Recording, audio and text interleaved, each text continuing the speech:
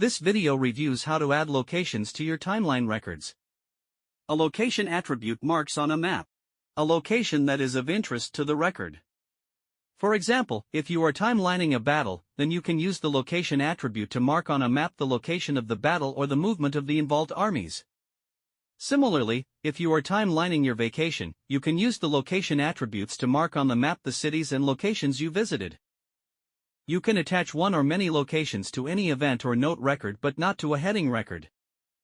Let's start by looking at an example of a record with locations, using a record that reflects the Battle of Gettysburg. Opening the record in the Record Management window, locations are added to the record in the Locations subview. Switching to that subview, it can be seen that two locations are attached to the record, the Gettysburg location itself where the battle took place, and the Fredericksburg location from where Lee's army started its march. Clicking on either of the locations, the map in the subview will move to center and mark the location.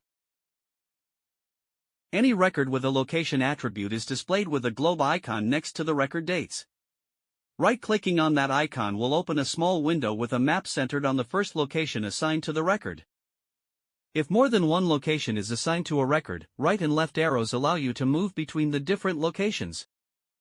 Regular Apple Map operations can be used on the map.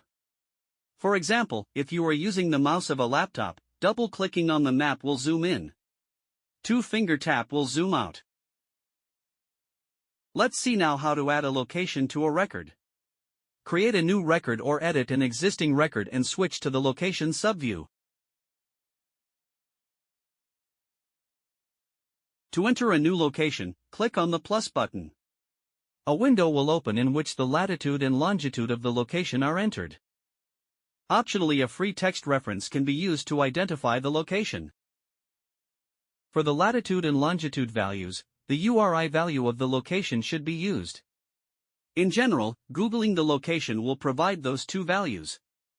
The application also ensures that valid values are used for both attributes. Alternatively, you can add a location from a list of locations already used in the timeline. To do so, click on the From List button, which will open the Location Manager window. The Location Manager window lists all the locations that are being used in the timeline. You can then select one or many locations from that list to add to the record. To delete a location, just select that location in the View table, then click on the minus button. Finally, you can edit a location by selecting it in the View table, then clicking on the Edit button.